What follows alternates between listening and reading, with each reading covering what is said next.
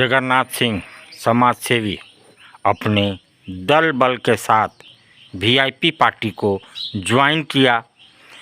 हम इनसे जानना चाहेंगे कि आखिर वीआईपी पार्टी ही क्यों, बहुत सारी पार्टियां हैं जो आपको बुला रही थी, लेकिन वीआईपी पार्टी ही क्यों। जगन्नाथ जी, देखिए, कम से कम वीआईपी पार्टी में हमारे मुकेश सहनी जी आईपीएस से त्याग पत्र देकर पार्टी में आए हैं और मैं उनका वक्तव्य या भाषण सुना, मुझे ऐसा कहीं नहीं लगा कि वो केवल जात जात लेकर चलते हैं, वो समाज की बात करते हैं। तो मुझे अच्छा लगा कि कम से कम एक पढ़ा लिखा हुआ आईपीएस आदमी और नौकरी से त्याग पत्र देकर अगर समाज सेवा के लिए आता है तो बहुत अच्छी बात है। और मैं भी भाई पढ़ा लिखा हुआ हूँ, मेरे लिए भी जात पात कोई मायने मतलब नहीं है, इसीलिए मैं वीआईपी पार्टी ज्वाइन किया। चूँकि मैं तो पहले भी बताया था कि मैं आम आदमी को इसलिए छोड़ा कि आम आदमी में केजरीवाल के कथनी और करनी में बहुत बड़ा अंतर था। केजरीवाल जी भी नौकरी छोड़ के आए थे, वो भी आईएएस थे, लेकिन उनको कथनी, उनको 10 साल मौका दिया तो पहले तो 45 करोड़ का शीश महल बनाए। इसके बाद उनसे जब पत्रकार पूछने जाता है भावना सिंह तो उसको पिटवाते भी हैं, पंजाब में जेल भेज देते हैं। और तीसरी चीज़ की जो भी घोटाला, शराब घोटाला उन्होंने किया, 3 मंत्री जेल में है। तो पढ़ा लिखा हुआ व्यक्ति कहता था कि हम कुछ नहीं लेंगे, अब 45 करोड़ का शीश महल तुम बनवा लिया भाई, तो ये अच्छी बात नहीं है। तो क्या वीआईपी के साथ आपकी नैया जो विधानसभा की सोच है वो पार लग पाएगी? मैं तो भाई सबको कह दे रहा हूँ स्पष्ट कि आज कांग्रेस और बीजेपी करेगी, और दोनों अभी पकड़ाया कितना, 100 करोड़ के पकड़ाया, 2.5 करोड़ नगद पकड़ाया और 750 करोड़ के दारू। राजस्थान में, मध्य प्रदेश में, छत्तीसगढ़ में और तेलंगाना में। मैं पूछना चाहता हूं कि दोनों पार्टियां को काम नहीं करना है, दोनों प्रलोभन देगी, पैसा देगी, दारू देगी, और जहां फंसोगे भाई 5 साल गए हो।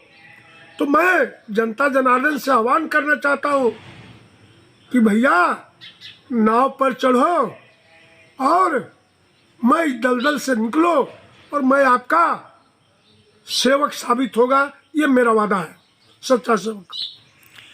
वीआईपी पार्टी में ऐसा और क्या खास है? एक आदमी को देख कर के आपने पार्टी को ज्वाइन किया, पार्टी में क्या खास है? देखिए, पार्टी में मैं यहाँ जानता हूँ कि यहाँ प्रोफेसर साहब जहाँ भी रहेंगे संगठन वहाँ चला जाएगा, क्योंकि प्रोफेसर साहब को गांव-गांव, मैं अगर दशहरा पूजा में घूम रहा था, मेरा जयकारा कई जगह लगा, मैं सबको रोका कि मेरा जयकारा मत लगाओ भाई, ये माता रानी के दरबार है, मेरा जयकारा क्यों लगाओगे।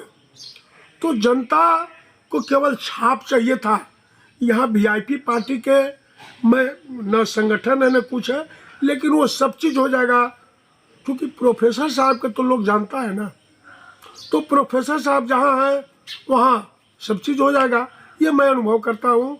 और ये दोनों पार्टियां से, चाहे कांग्रेस हो या बीजेपी, दोनों से जनता एकदम हार थक गई है, क्योंकि दोनों का काम है, कांग्रेस बीजेपी, धर्म हिंदू मुसलमान, और पब्लिक के डिब्बा गोल कर दो और फिर पिलाओ दारू और मुर्गा। आज मैं बीजेपी वालों से पूछना चाहता हूँ कि क्या यहाँ कोई समाज सेवी या किसी को टिकट दिया?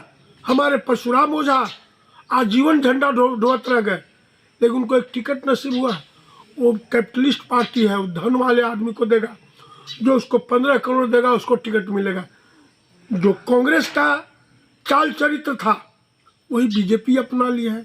थोड़ा सा बेहतर बीजेपी केंद्र में काम किए है, मैं मानता हूँ, बस इसीलिए मोदी होता है, और कहीं कोई अंतर नहीं है। आपने सैकड़ों कार्यकर्ताओं के साथ वीआईपी ज्वाइन किया, लेकिन ये सरकार जो झारखंड सरकार है, क्या इसमें आपकी दाल गल पाएगी? देखिए भाई, मैं पूछना चाहता हूं कि एक विधायक का जो कर्तव्य है, आप अगर हमें समर्थन की आवश्यकता होगी, जो पार्टी बहुमत के आंकड़ा छुएगी, मैं इसको समर्थन, भाई डेमोक्रेसी में।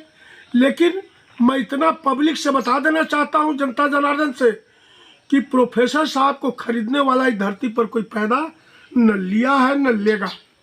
और मैं, भाई प्रजातंत्र तो जरूरी है, तो मैं सरकार को शर्त एंड कंडीशन के साथ समर्थन दूंगा।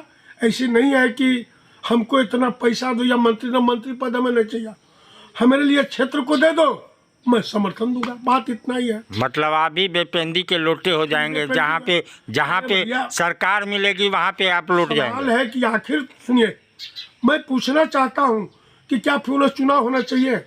अगर 41 के यहाँ बहुमत है, अगर किसी को 40 आता है, हमसे कहता है, तो मेरा फर्ज नहीं है क्या? क्या मैं पढ़ा लिखा हुआ नहीं हूँ? पूरे थोप दिया जाए चुनाव, तो सरकार तो बननी। लेकिन जो सरकार बनेगी ना, उस शर्त एंड कंडीशन, भ्रष्टाचार नहीं होने दूंगा, नहीं होने दूंगा। ये जो ब्लॉक में आज जनता जनार्दन को 200, 300, 500 के दारू पिलावेगा, और नेतावन सब सुन ले रहा है ब्लॉक से, थाना से। अरे भैया क्या तमाशा है? ब्लॉक में जाओ, एक मृत्यु प्रमाण पत्र बनवाने, वहाँ भी 4000 रुपया चाहिए, और थाना में पिटा के जाओ तो वहाँ भी 5000 रुपया चाहिए। क्या जनता इसीलिए वोट देती है क्या दारू पी के? मुझे मंत्री बने या न बने उससे हमको कोई मतलब नहीं है, लेकिन जहाँ भी रहेगी वहाँ तो भाई मैं बेपेंदी का लोटा कैसे, डेमोक्रेसी है तो समर्थन चाहिए ना किसी को, तो मैं करूँगा, उस जनता से पूछ कर करूँगा। ऐसी कोई बात नहीं है, जहाँ भी जो कहेगा वो करेंगे, उसका मालिक जनता होगी। लेकिन मैं बेपेंदी के नहीं हूँ, मैं पार्टी में ही रहूँगा। मैं कुछ ये नहीं है कि हमारे वर्तमान विधायक तरी हमको कोई पैसा दे के खरीद ले, कभी नहीं होगा। मैं इसकी अपने तरफ से पूरा आश्वासन देता हूँ। अगर जनता आपको अपना सरमौर बनाती है, डाल्टनगंज भंडरिया विधानसभा की जनता आपको सरमौर बनाना चाहेगी, बनाएगी, तो पहला तोहफा क्या होगा आपके और वीआईपी पार्टी की तरफ से? पहला हमारा तोहफा होगा कि 15 पंचायत जो हमारे डाल्टनगंज में है, और 3 पंचायत भंडरिया में जो नदी किनारे गांव हैं, मैं वो सबको 2 फसल के लिए पानी पहला दूंगा, पहला काम।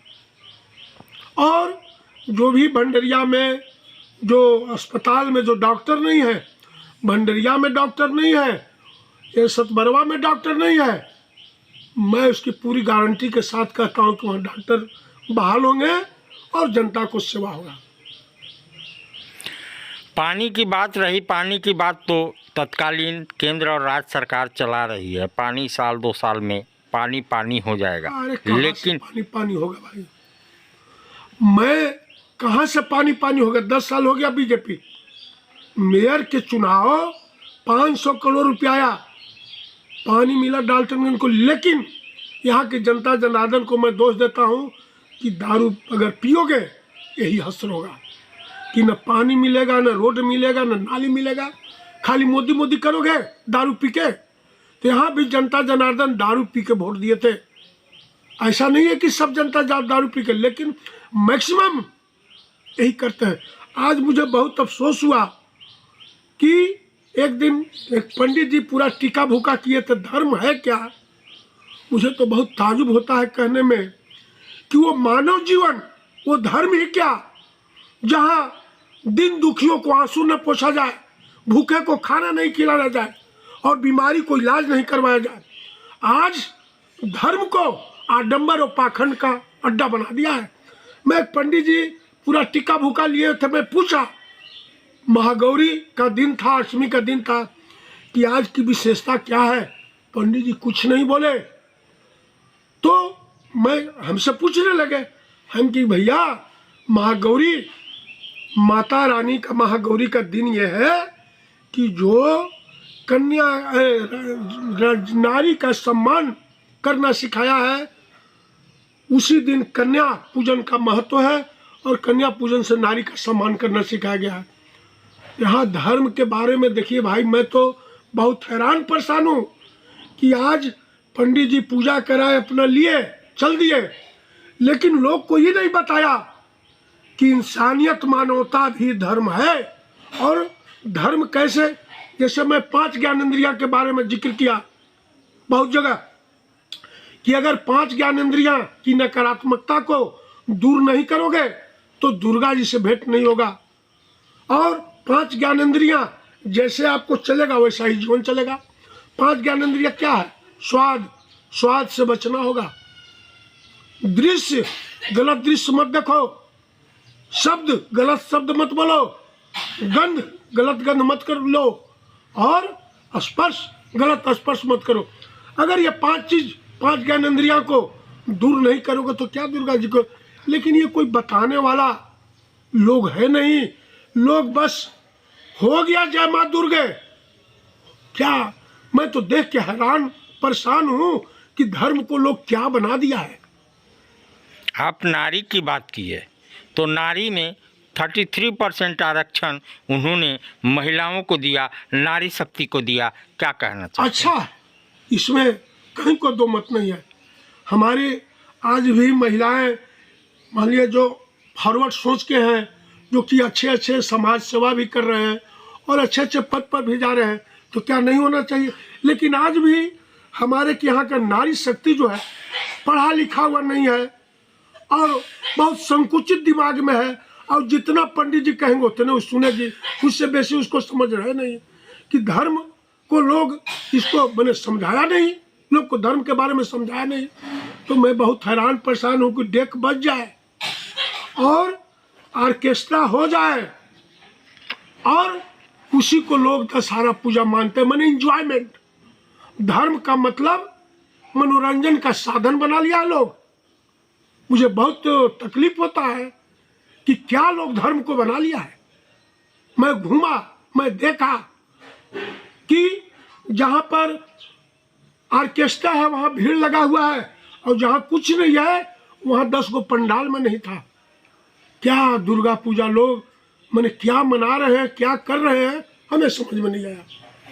तो सारी चीज़ों से आहत हैं और ख़ास करके दुर्गा पूजा पे इन्होंने कहा कि धर्म को आडंबर बना लिया गया है और जहाँ पे ऑर्केस्ट्रा है वहाँ भीड़ है और जहाँ माँ दुर्गे की भव्य मूर्ति विराजमान है वहाँ से पब्लिक नदारत है। तो ये सब संस्कार का खेल है, ये सब समझदारी का खेल है, ये सब जानकारी का अभाव है। आज आप दिल्ली दरबार आए हैं। दिल्ली दरबार अपने आप में पूरे डाल्टनगंज को समेटने के लिए तैयार है, क्योंकि गांधी उद्यान पार्क में दिल्ली दरबार जब से आया है रौनक बढ़ गई है।